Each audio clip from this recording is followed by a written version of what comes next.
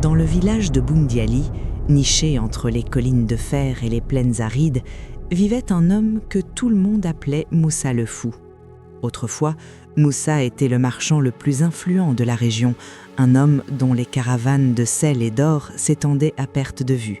Mais avec l'âge, il s'était retiré du monde, vivant dans une case délabrée à l'écart du village, passant ses journées à ramasser des objets que d'autres jetaient, des morceaux de bois tordus, des pierres étranges et de la terre rouge. Ses deux fils aînés, Amadou l'ambitieux et Ibrahim le cupide, avaient honte de lui. Ils attendaient une seule chose, sa mort, pour enfin mettre la main sur le trésor légendaire qu'ils croyaient caché sous son lit de paille. Le soir où le souffle de Moussa commença à faiblir, le village tout entier sembla retenir sa respiration. Amadou et Ibrahim se précipitèrent au chevet de leur père, non par amour, mais par peur que le vieil homme n'emporte son secret dans la tombe. Le cadet, Samba, un jeune homme silencieux que ses frères traitaient comme un serviteur, restait dans l'ombre, tenant la main ridée du vieillard. Moussa ouvrit les yeux une dernière fois. Son regard, d'une clarté surnaturelle, se posa sur ses trois fils. « Mes fils, mon heure est venue, » murmura-t-il d'une voix qui ressemblait au bruissement des feuilles mortes. « Je n'ai pas d'or à vous donner, car l'or aveugle celui qui ne sait pas lire dans l'obscurité. Mais je vous laisse ce que j'ai de plus précieux. » D'une main tremblante, il désigna 3 objets posés au pied de son lit. Un vieux balai tout écaillé, une calebasse percée et un simple sac de toile rempli de terre rouge. Amadou, l'aîné, s'avança et saisit le balai. En voyant les fibres usées et le manche poussiéreux, son visage se déforma par une rage incontrôlable. « C'est ça ? C'est le prix de ma patience ? Un instrument de ménage pour un fils de marchand ?» Dans un geste de mépris total, il brisa le manche sur son genou et jeta les morceaux dans le foyer qui brûlait au centre de la case. Ibrahim, lui, ramassa la calebasse. Lorsqu'il vit qu'elle était percée de part en part, il éclata d'un rire amer. « Tu te moques de nous jusqu'à la fin, vieux fou. Que ferais-je d'un récipient qui ne peut même pas retenir mon crachat ?» Il la piétina sauvagement, la réduisant en éclats de bois sec. La sagesse est souvent déguisée en pauvreté pour tester l'humilité des cœurs. Si vous aussi vous avez déjà ressenti que la vie vous donnait des miettes alors que vous espériez des miracles, abonnez-vous à Légendes Interdites FR. Ici, nous apprenons à voir le trésor là où les autres ne voient que de la poussière. Samba, le dernier, s'approcha lentement, tandis que ses frères hurlaient des insultes au cadavre de leur père qui venait de rendre l'âme. Il ramassa le sac de terre rouge. Il ne ressentait ni colère ni déception. Il se souvenait de la douceur avec laquelle son père caressait la terre. Il serra le sac contre son cœur.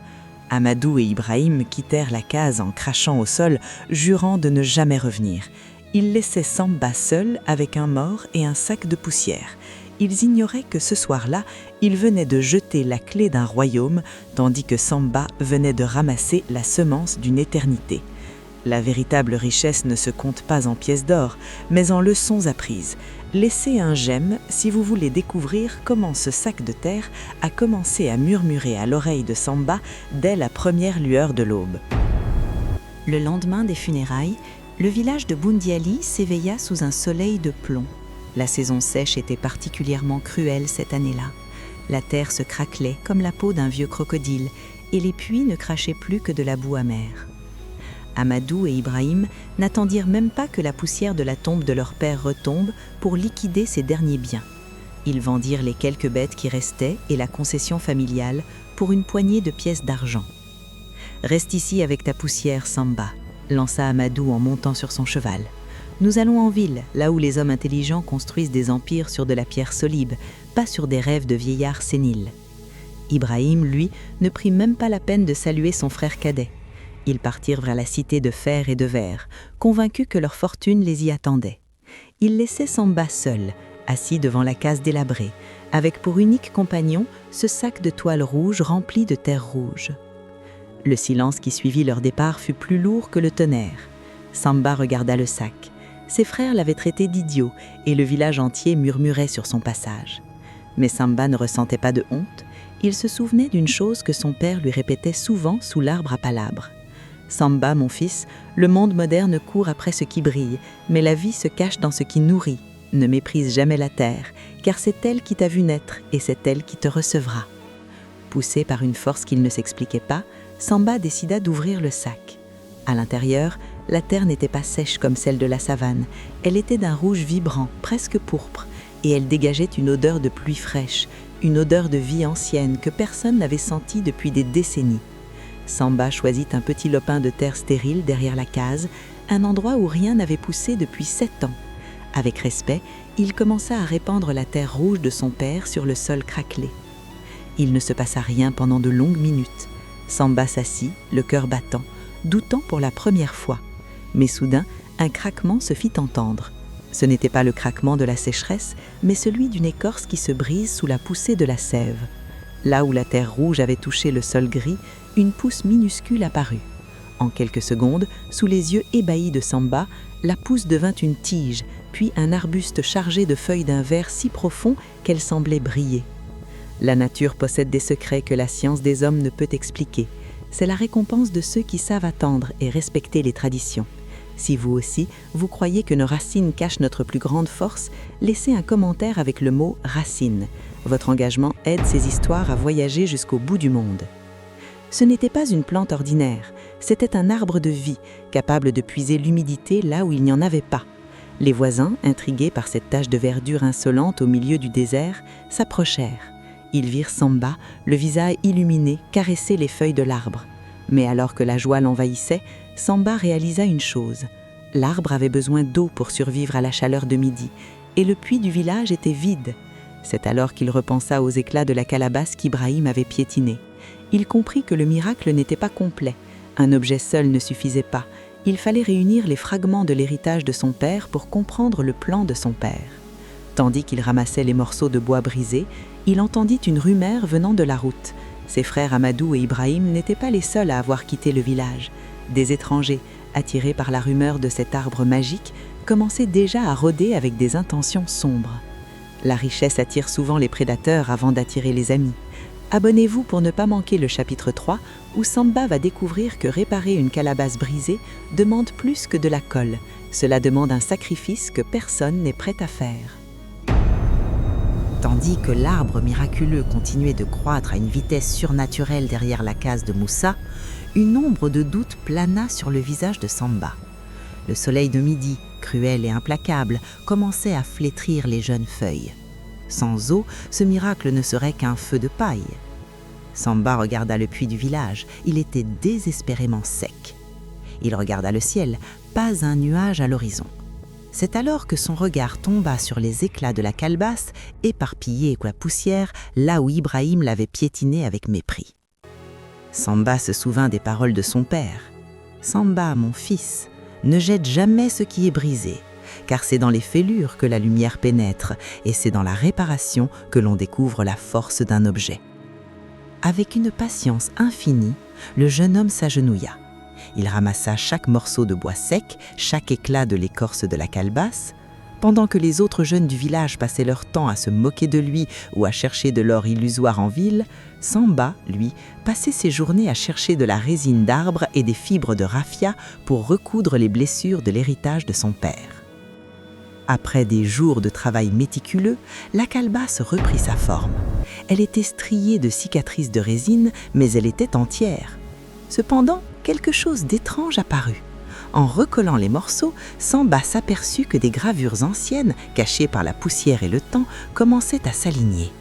Elles formaient un texte en langue ancienne que seul le cœur peut lire. Le texte disait « Celui qui veut remplir son ventre doit d'abord vider son cœur. L'eau de la vie ne vient pas de la terre, elle vient de la gratitude. » Intrigué, Samba posa la calebasse sur l'autel de son père.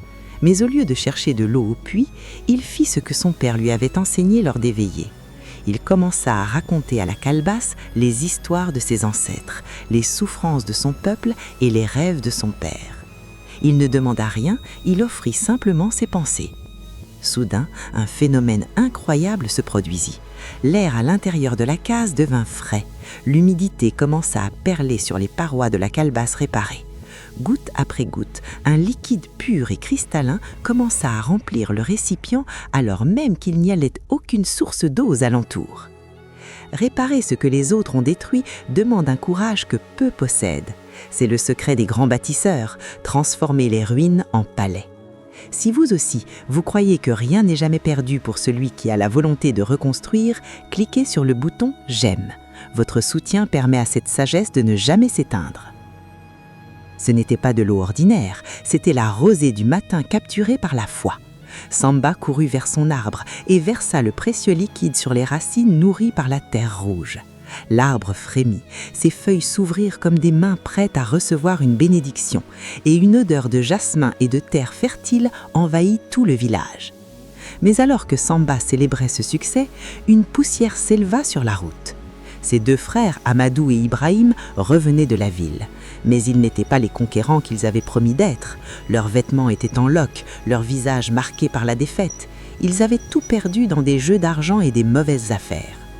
En voyant l'oasis de Samba, une lueur de haine et de cupidité, bien plus dangereuse que leur mépris initial, s'alluma dans leurs yeux. Ils ne voulaient plus seulement se moquer de lui, ils voulaient lui voler son miracle. La jalousie est un poison qui se nourrit du succès d'autrui. Abonnez-vous pour ne pas manquer le chapitre 4, où Samba va découvrir que pour protéger son héritage, il aura besoin du dernier objet que son frère Amadou a tenté de brûler, le vieux balai de la justice.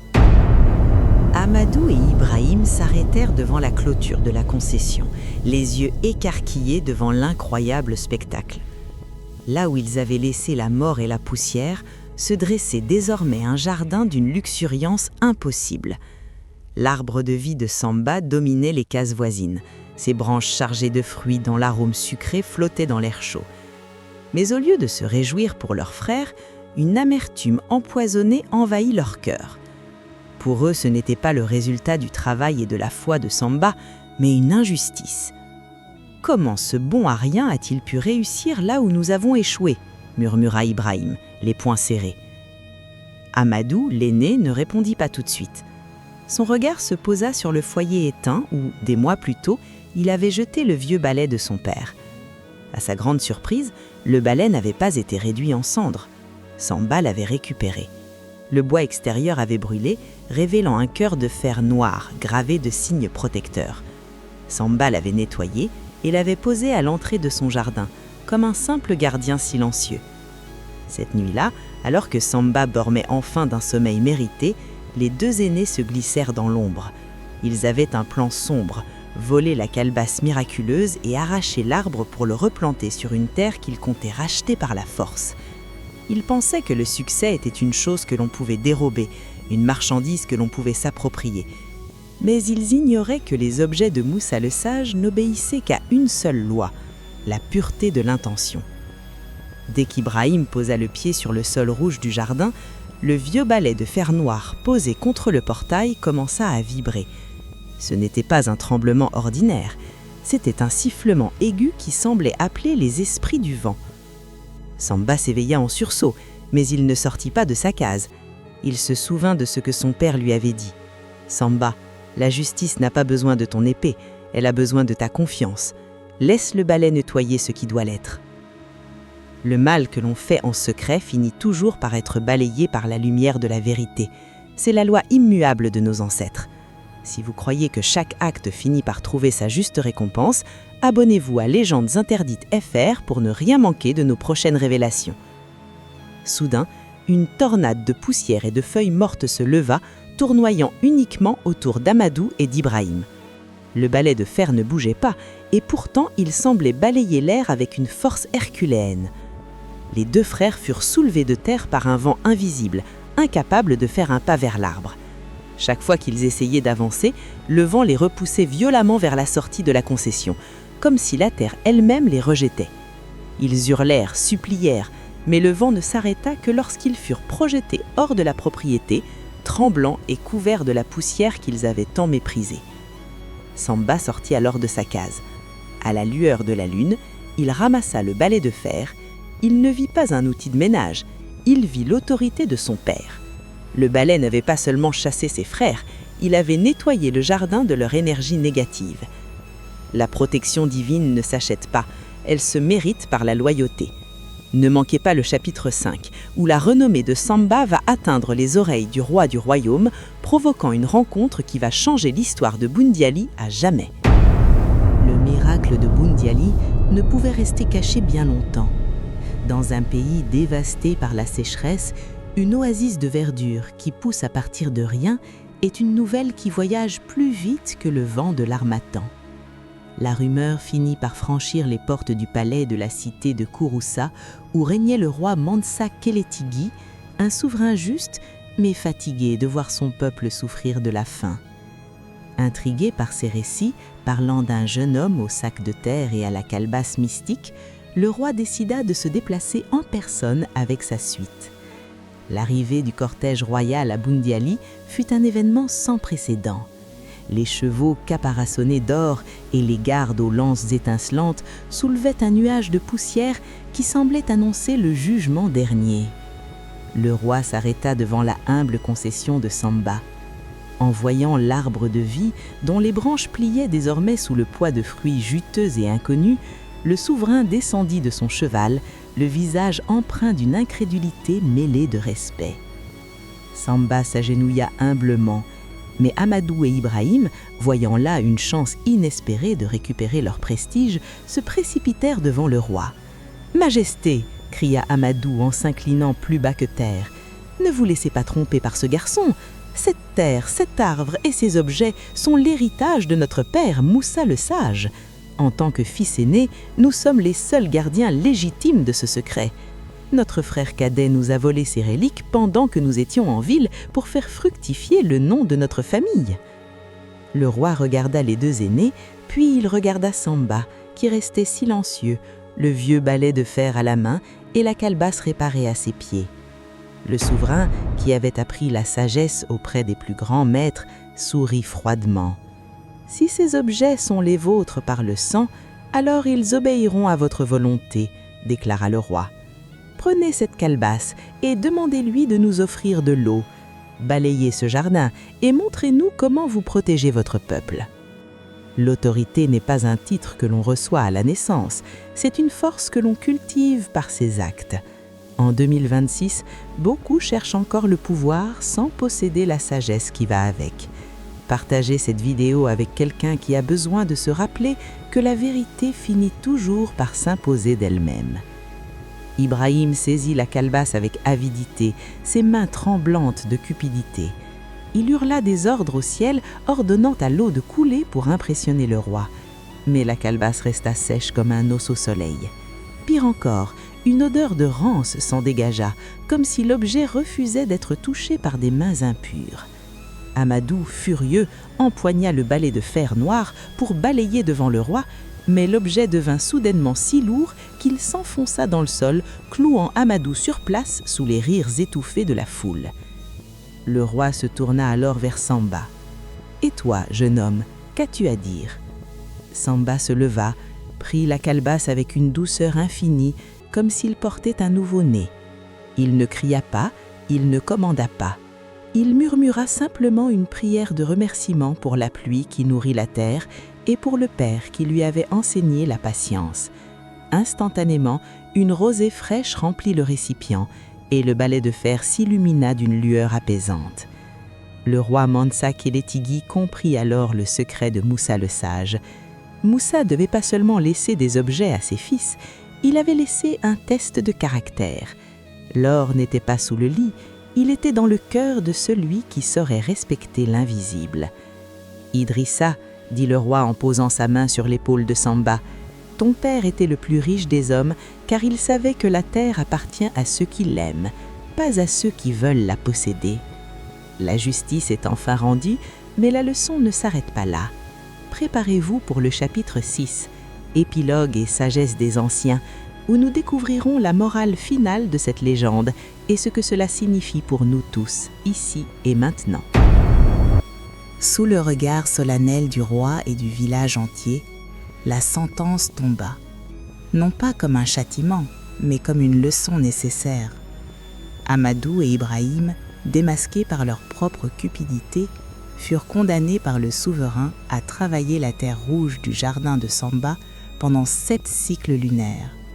Ils devaient apprendre, sous le soleil qu'ils avaient fui, que chaque goutte d'eau est une bénédiction et que le respect ne s'achète pas avec de l'argent volé. Humiliés, ils comprirent enfin que leur folie de père était en réalité une clairvoyance que leurs yeux, aveuglés par l'éclat de la ville, n'avaient pas su percevoir. Samba, quant à lui, fut nommé grand gardien des semences royales. Mais malgré ce titre prestigieux, il refusa de quitter la modeste case de son père. Il savait que le pouvoir ne réside pas dans les palais de pierre, mais dans la proximité avec la terre qui nous a vus naître. L'arbre de vie devint un lieu de pèlerinage pour tout le royaume. Ses fruits ne nourrissaient pas seulement les corps, ils guérissaient les cœurs de ceux qui avaient oublié le sens du mot « partage ». Moussa le sage n'était plus le fou, il était devenu l'ancêtre dont le nom était murmuré avec révérence lors de chaque fête des moissons.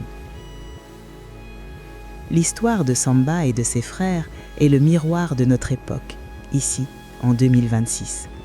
Nous courons tous après des héritages matériels, des comptes en banque et des titres de gloire. Nous sommes comme Amadou et Ibrahim. Nous brisons les balais de nos traditions et nous piétinons les calebasses de notre culture, les jugeant trop vieilles, trop inutiles. Mais quand la sécheresse de la vie frappe, quand nos empires de verre s'écroulent, nous réalisons trop tard que nous avons jeté les seules clés capables de nous sauver. Dans la sagesse africaine, le véritable héritage n'est pas ce que l'on laisse derrière soi, mais ce que l'on dépose à l'intérieur de ceux qui nous suivent. Moussa a laissé à ses fils le test de l'ultime, celui de la patience contre l'ambition, du soin contre le mépris et de l'invisible contre le clinquant. Celui qui sait réparer ce qui est brisé et qui respecte un simple sac de terre possédera toujours le monde, car il possède la maîtrise de lui-même. Nous arrivons au terme de cette légende oubliée. Si ce récit a fait vibrer une corde sensible en vous, ne repartez pas les mains vides. Abonnez-vous à Légende Interdite FR pour continuer à nourrir votre esprit de ces vérités ancestrales. Laissez un M en commentaire si vous aussi, vous avez reçu un conseil de vos parents que vous n'avez compris que bien plus tard. Votre sagesse est notre force. Ne méprisez jamais ce qui vous semble petit, vieux ou poussiéreux. Vos ancêtres ne sont pas morts, ils vivent dans les objets qu'ils vous ont laissés, dans les proverbes qu'ils vous ont transmis et dans la terre que vous foulez. La prochaine fois que vous verrez un balai usé ou une calebasse flée, souvenez-vous de Samba. L'or n'est peut-être pas là où vous le cherchez, mais là où vous servez. Merci d'avoir partagé ce moment avec nous.